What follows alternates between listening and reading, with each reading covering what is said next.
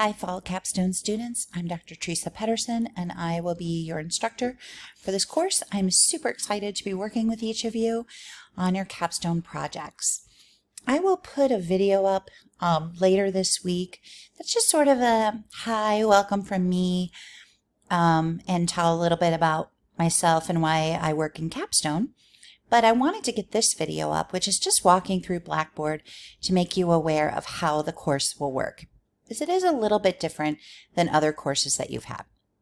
So the first thing that you're going to do is, of course, you're going to look at my contact information.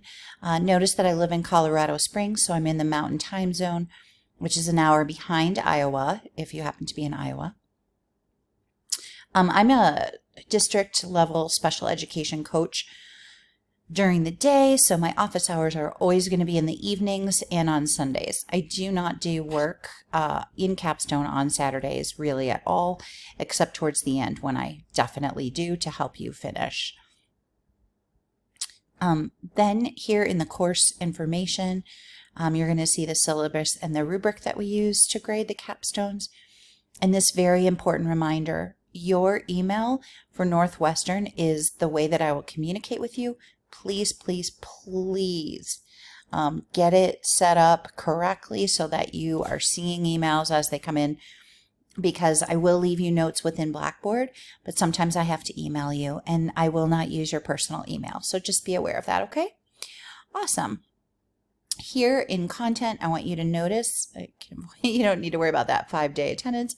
So the resources folder has lots and lots and lots of things that you will be using throughout this course, and I will be going through them as the need arises.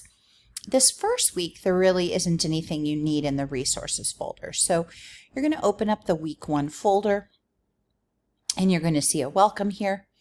A reminder that you are in a pass-fail course and how that works. Basically, what you'll see each week is either a 0 or a 1 for each of your submissions. A 0 does not mean you received a 0 and you won't get points for it. What it means is it's not ready to move forward. So if there's some comments and feedback that needs to be addressed on an assignment, you will receive that feedback in Blackboard, and then I'll put a 0 in the column where 0 or 1. And that way, that's like a way for you to know, oh, I need to go in there and do some editing. Once you receive a 1, that particular piece, assignment piece of your capstone is complete, and you'll move on to the next one. You have to have a 1 for each assignment in order to move on to the next assignment. So that's different than what you've done in the past.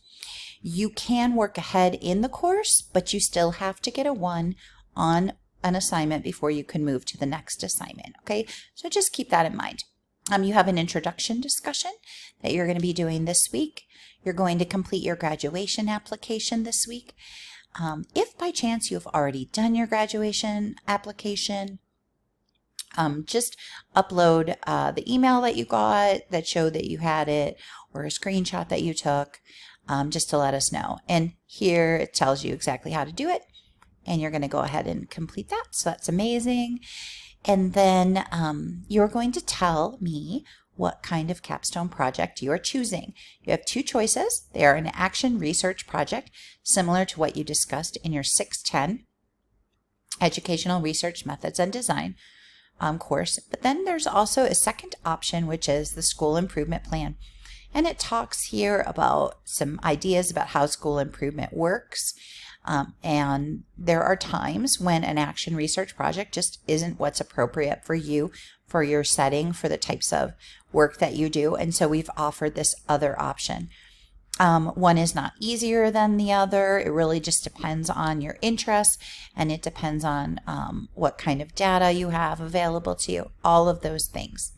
So you will notice that there are guidelines. The component document's really helpful. Each of the types of projects has a component document.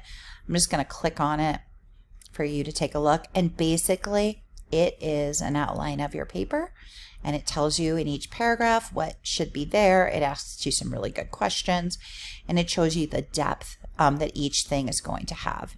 And then in this middle column, it'll tell you like how many pages you can expect for that section, which is really helpful. So you'll want to download the correct component, the one that matches your type of project, to your desktop or some other place, because you're going to want to look at it a lot.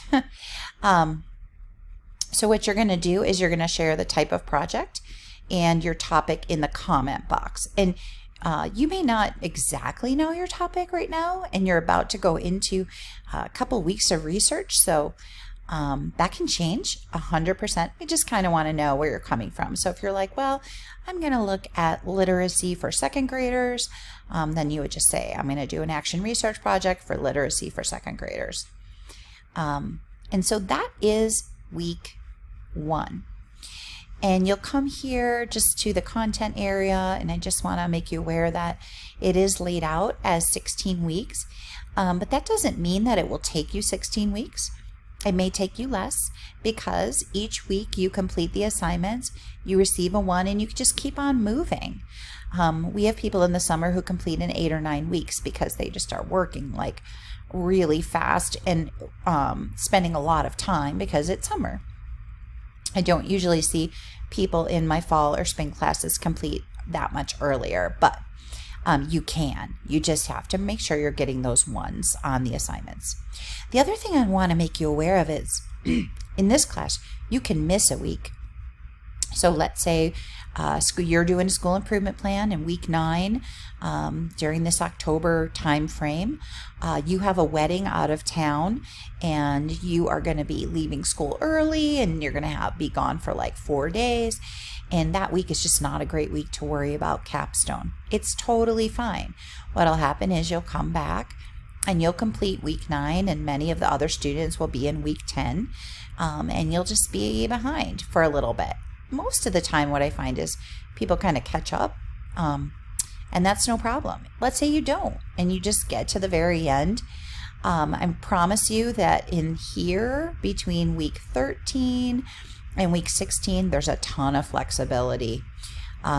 So meaning it doesn't really take a full week for some of these things. So it's important just to know that. And then the other thing to notice is you have to look at the week that matches your type of project. So there are 2 week 10s. One is for action research, one is for school improvement, because the assignments are different.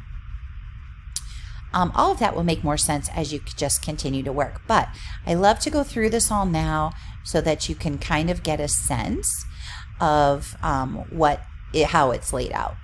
The other thing I want you to be aware of is APA is going to be your friend, but it might also be your nemesis if you haven't had a lot of experience with it. We've offered these resources to help you there. Also, professional editor. You will want an editor, but you don't have to necessarily pay somebody to do it. Many times you have people in your life who could be that second reader to help you. Remember that I, as your faculty member, am not your editor. I will not edit the work.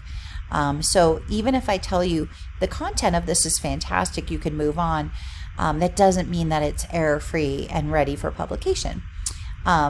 So you're going to want to kind of reach out. Now, these people can be hired to be helpful with your capstone. There are also, of course, lots of free options. And here you've got some stats people who can help you with statistics. And then there's just lots of other things. The last thing I want to mention is that you really, really need to use your Northwestern email. And you need to use Office 365 for this class. Your Northwestern email is the way I'll communicate with you. Please, please, please check it, because sometimes I might say, please call me so we can set up a one-on-one conversation. I'll put it in Blackboard, but sometimes I'll email too. And then the other thing is you need to use Word. And so we do give you a free version of Office 365 that you can use, because you cannot use Google for this assignment. So let me say that again. You cannot use Google. Okay. So please remember that, and go ahead and make sure you get 365. downloaded. And as you can see, there's just so much helpful stuff under the resources folder. So that's all I have for you tonight. I will get a welcome video posted later in the week just to introduce myself. In the meantime, jump right in to that week 1 module and complete those assignments for this week. And I will look forward to working with you this term. Thank you for being in my class. I'm super excited, and take good care.